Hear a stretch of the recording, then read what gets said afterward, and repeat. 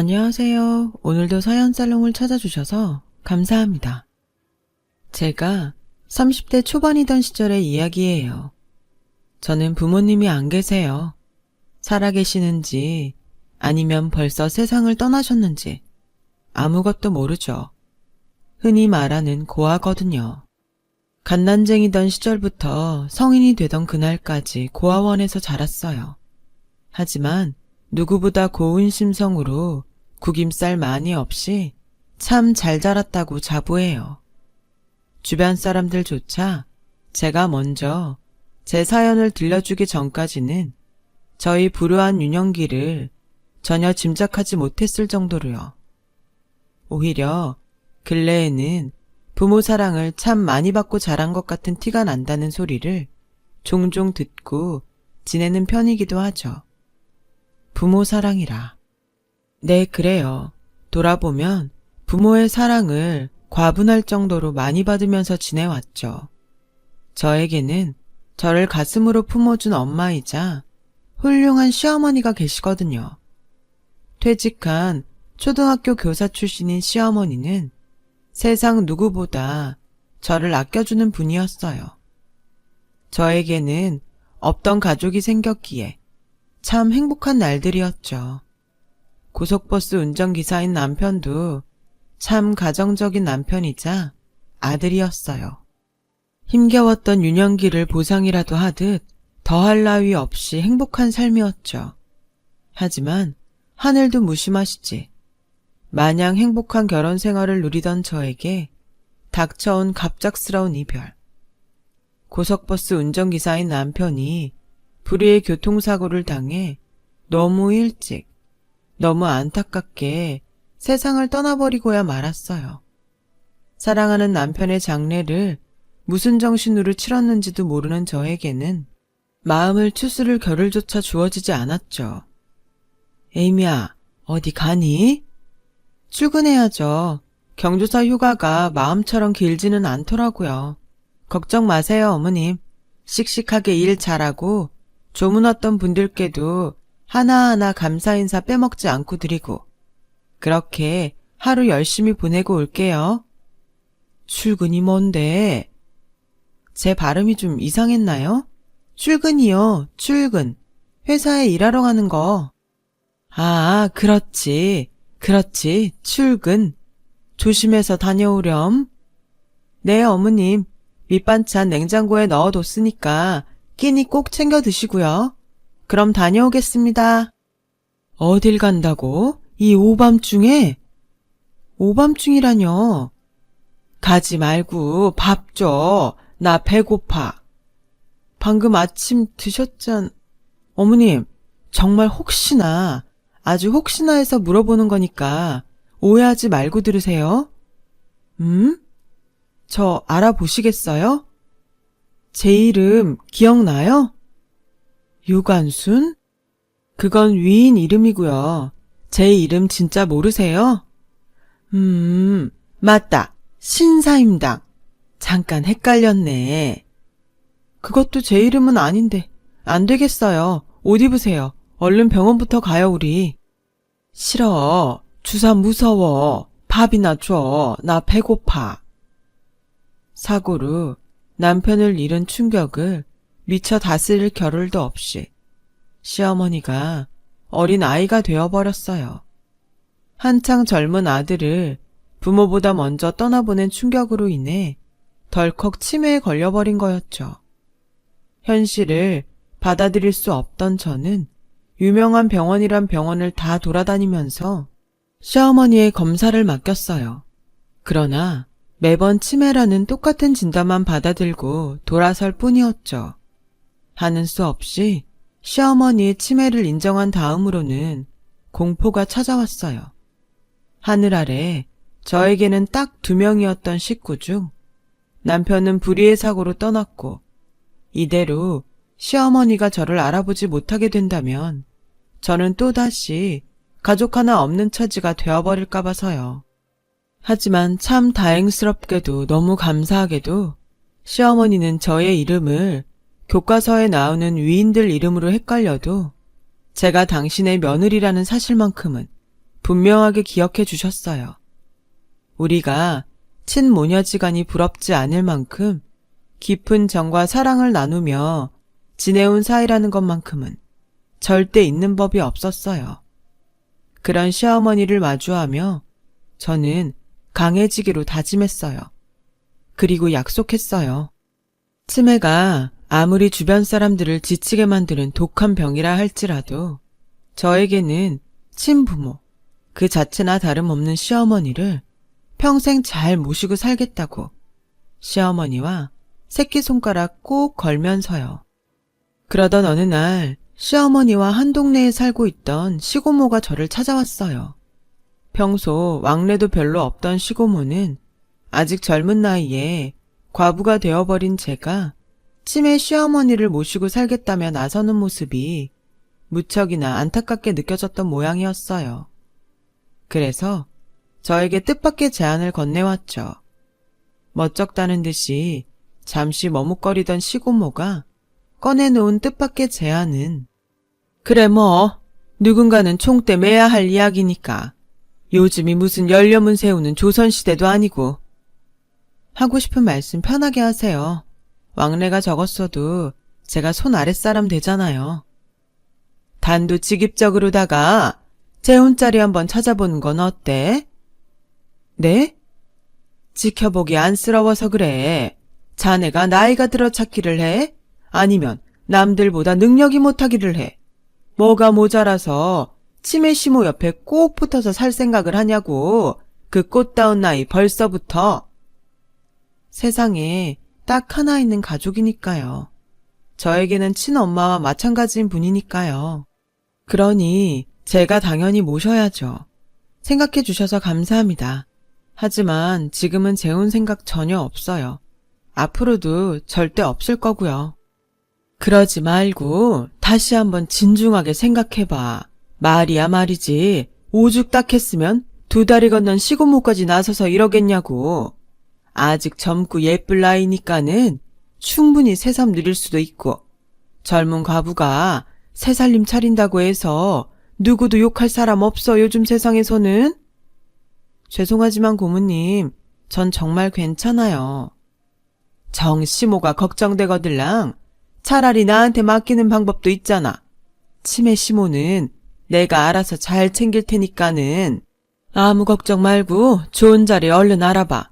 시모 맡아서 보살펴주겠다는 사람 있을 때 최대한 빨리, 알았지?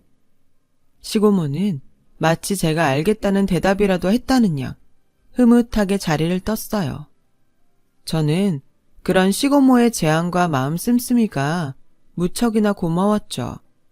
시고모의 제안은 젊은 과부가 된 저를 아끼는 마음으로 어렵게 꺼낸 이야기였을 테니까요. 물론 시고모의 제안에도 불구하고 재혼 생각은 전혀 들지 않았고 시어머니를 평생 모시며 살겠다는 다짐 또한 전혀 달라지지 않았지만요.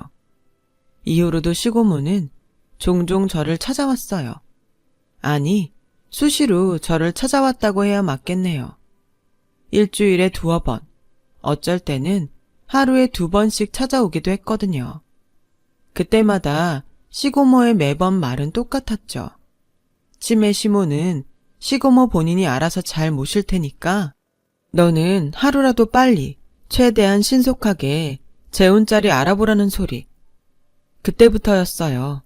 시고모의 행동을 호의로 받아들이고 있던 제가 슬슬 불쾌함을 느끼기 시작했던 건 시고모의 재혼 제안은 제안이라기보다는 차라리 부추김에 가깝게 번져 나왔고 급기야는 직접 재혼자리를 알아봐 주겠다며 저의 동의도 없이 선자리들을 주선하기까지 이르렀거든요. 원치도 않는 선자리에 나가라고 강요하는 시고모의 행동이 저로서는 꺼림칙할 수밖에 없었죠. 심지어 제일 부담스럽고 제일 의심스러웠던 건 저의 직장에 떼거지로 찾아와 저를 불러낸 죄송하지만 누구신지 나야 나 꽃반지회 회원. 그냥 편하게 언니라고 불러. 꽃반지회요? 전 그런 거 가입한 적 없는데요. 그리고 나이 차가 엄마 뻘 정도 나는 걸로 보이는데 언니라고 부를 수는 없죠. 더욱이 저희는 일면식도 없는 사이 같은데. 셋집 맡기는. 하긴 요즘 젊은 트렌드 다 그렇지 뭐. 암튼 김숙희 회장님 알지? 시고모님이요? 그래 시고모님. 우리가 시고모님이 회장으로 있는 꽃반지회 회원이에요. 너그 시모랑은 같은 동네 사는 사이고. 너그 시모라뇨. 초면에 말씀 가려서 하세요. 저한테는 엄연한 시어머니고요. 이래저래 시끄럽고 재혼해. 네? 우리 회장님, 그러니까 처자네 시고모한테 사연 들으니까 짠하드만. 드라마 써도 될 만치. 오죽 짠했으면 생판 남인 우리까지 나서서 이렇게 왔겠냐고. 그러니까 그냥 재혼해. 너 그 시모는 우리 회장님이 잘 보살펴 준다잖아. 저기요, 듣자니까 계속 너그시모 불쾌하네요. 아무리 시고모님 지인이라도 저랑은 일면식도 없는 사이인데 직장까지 불쑥 찾아와서 이러는 것도 불쾌하고요. 남의 가정사에 감나라 배나라 하는 것도 도리가 아닌 것 같네요.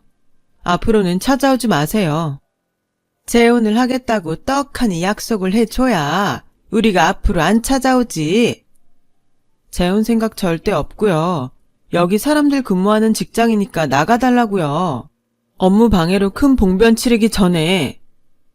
지금 이 상황이 이해가 가시나요? 제일 의심스러웠던 점이 이 점이었어요. 시모가 회장으로 있는 모임 회원 아줌마들이 생전 일면식도 없던 저의 직장까지 무단으로 쫓아다녀 가면서 재혼을 거의 강요하듯 부추겼다는 점이었어요.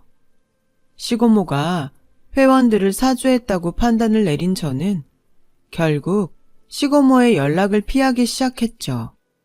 무슨 꿍꿍이로 저러는지 정확한 목적도 모르는 데다가 이해조차 할 수 없는 시고모의 이상한 행동에 더 이상은 휘둘려서는 안 된다는 본능적인 위험을 감지했거든요. 그렇다고 시고모의 목적을 밝혀내기 위한 행동에 나설 여유는 저에게는 없었어요. 직장 일도 있었고 치매 시어머니 보살피는 일도 있었으니까요. 몸이 2개여도 모자랄 지경이었어요. 그렇게 시고모를 향한 의심만 퍽퍽 쌓여가던 어느 날, 저는 직장 일로 갑작스런 장기 긴급 출장을 떠나게 되었어요. 2달 남짓한 기간 동안 지방에 내려가 꼬박 머물러야만 하는 상황이었죠. 당연히 치매 시어머니의 안위가 걱정이었던 저는 치매 전문 간병인을 붙여놓고 출장을 떠났어요. 그런데 출장을 떠나고부터 몇 주 뒤, 업무로 한창 바쁘던 저에게 치매 전문 간병인으로부터 참 희한한 문자가 한 통 도착했어요. 시어머니 간병 관련해서 급하게 현금 쓸 일이 생겼으니 통장 비밀번호를 알려달라는 문자였죠. 그리고 비밀번호를 알려달라는 통장은 시어머니의 퇴직교사연금이 들어있는 통장이었어요. 이에 저의 의문은 석유에 불 붙듯 순식간에 확 커져버렸죠. 생각해보세요. 간병인이 환자의 통장에서 현금을 꺼내 써야 될 일이 대체 뭐가 있겠냐고요. 심지어 많고 많은 통장들 중에 하필이면 연금이 들어있는 통장만을 콕 찍어서요.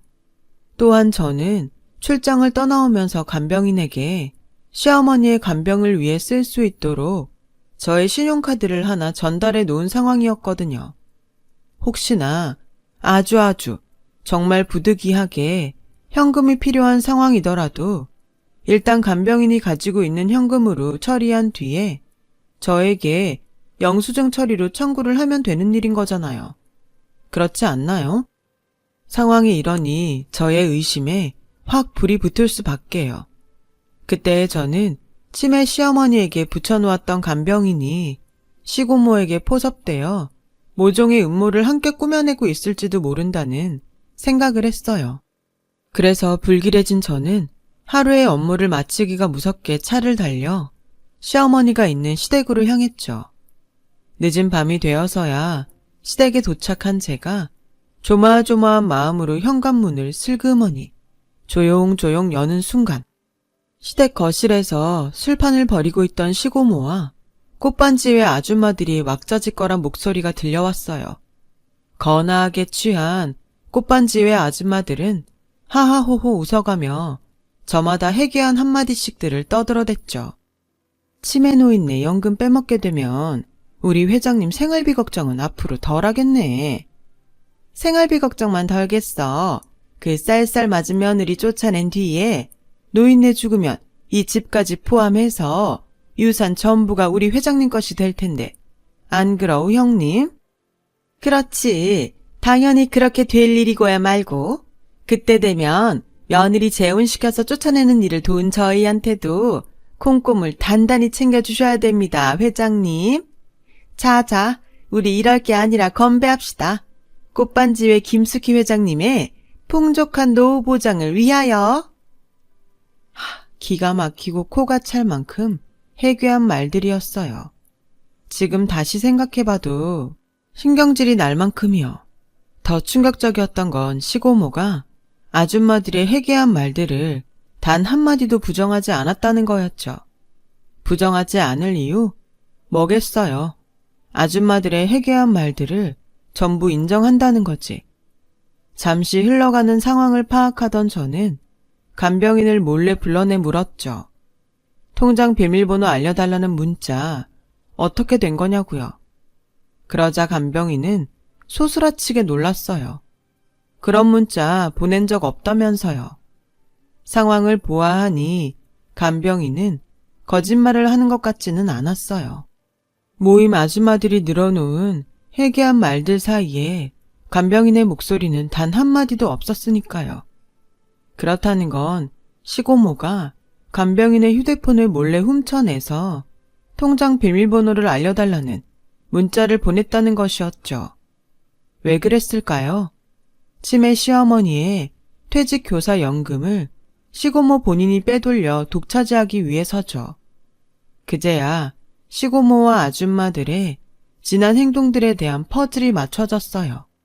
퇴직교사 연금을 빼돌리려면 보호자로 있는 제가 당연히 걸림돌이었을 테고, 그런 저를 시어머니 곁에서 멀리 떨어뜨려 놓기 위해서 마음에도 없는 착한 척을 해가며 재혼을 부추겼겠죠. 꽃반지회 아줌마들은 역시나 시고모의 옆에 들러붙어 콩고물 바라는 사람들이었을 테고요. 모든 속셈을 알게 된 저는 이튿날 확실한 증거를 잡기 위해 나섰어요. 시고모와 일면식 없는 친척 남동생을 새 남편감이라면서 시고모에게 인사시켰어요. 그러자 시고모는 세상 그보다 더 행복한 미소가 존재할 수 있을까 싶을 만큼 환한 표정으로 한껏 신이 나서는 아유, 그래. 진작에 새삼 찾아갈 생각을 했었어야지. 잘 생각했다. 잘했어. 지금 이 시간부로 치매 시모는 내가 잘 모실 테니까 그동안 자네가 관리해왔던 시모 통장이랑 인감도장부터 넘기려무나. 재산 목록 같은 걸 미리 정리해둔 내용이 있으면 그것도 같이. 그런 시고모의 말을 듣는 내내 역시나 싶었고 시고모는 아주 한술 더 뜨더군요. 둘이 혼인신고 확실히 하는 거지? 시모네 쪽이랑은 이참에 호적 정리 완전히 하는 거 확실하지? 호적 정리가 그렇게 급한 건가요? 저희 아직 식도 안 올렸는데. 죽은 남편 호적 품고 있어 봤자 새 가정 꾸리는데 걸림돌밖에 안 돼요. 이럴 게 아니라 당장 동사무소 가자꾸나. 시모 쪽 호적 정리하러. 좀 이상하네요. 시어머니 쪽에 붙어있는 제 호적 정리한 다음에 자식 하나 안 남은 시어머니의 재산을 혼자 독차지하려는 것처럼. 얘는 무슨 농담을 그렇게 무섭게. 어른 놀리는 거 아니에요. 아, 얼른 일어나라니까는. 호적 정리하러 가게. 순서를 자꾸 틀리고 있잖아요. 그래서 의심이 자꾸만 확신이 되어가는 거고. 보통 신랑감을 데려오면 상대의 이름은 뭔지, 직업은 뭐고 어떻게 만났는지 그런 걸 먼저 묻는 게 일반적인 순서죠. 그런데 지금 시고모님은 제일 먼저 재산 얘기부터 꺼냈고 두 번째로는 호적 정리 얘기를 꺼내네요. 마치 정말로 재산을 노리는 사람처럼. 이러니 의심이 확신이 되어가는 수밖에요. 그러자 순간 사색이 된 시고모는 애써 손사래를 쳐가며 저의 의심을 부정했어요. 아유, 난 돈 그런 거 몰라요. 타고나기를 붙여야 붙여. 돈 욕심이 하나도 없는 부처. 그러니 염려 놓으렴. 아, 그렇습니까? 하고 건조하게 대답한 저는 미리 준비한 서류들을 시고모 앞에 턱 올려놓았어요. 제가 관리하고 있던 치매 시어머니의 통장, 인감도장, 인감증명서, 그리고 집문서 등의 재산이었죠. 그것들을 발견하기 무섭게 시고모의 얼굴에 화사한 웃음꽃이 피어오르는 바로 그 순간, 제가 서류 한 장을 더 꺼내놓았어요. 그리고 영문 모르는 채로 눈만 꿈뻑이는 시고모에게 경고했죠. 치매 시어머니를 평생 모시고 살겠다는 각오로 후견인을 신청했습니다. 그 각오의 증거로 받아온 후견인 증명 서류고요. 그게 무슨 뜻인지 알아요? 후견인인 제가 버젓이 있는 이상 당신은 시어머니 돈에 한 푼도 손댈 수 없다는 뜻이에요. 이제 좀 상황 파악이 되나요? 내가 당신 꿍꿍이 다 알고 이 자리 만들었다는 거? 나 참, 당체 무슨 소리를 해대는 건지. 새파랗게 어린 년의 자식이 어른한테 당신 해가면서 말이야. 너 그 시애미가 그따구로 가르치든? 계속 시치미를 떼시겠다? 아니, 시치미를 뗄 일이 있어야 떼든 말든 하지. 어디서 무슨 오해를 하고 왔는지는 모르겠는데 난 무죄야. 결백해. 내 남은 삶을 전부 걸고 너 그 시모의 재산에 아무 욕심도 품지 않았다고 맹세할게. 이제 됐지? 그렇게까지 잡아뗀다면야 제 입장에서도 별 수 없죠. 대꾸를 마친 저는 미리 연락해둔 간병인을 시고모 앞으로 불렀어요.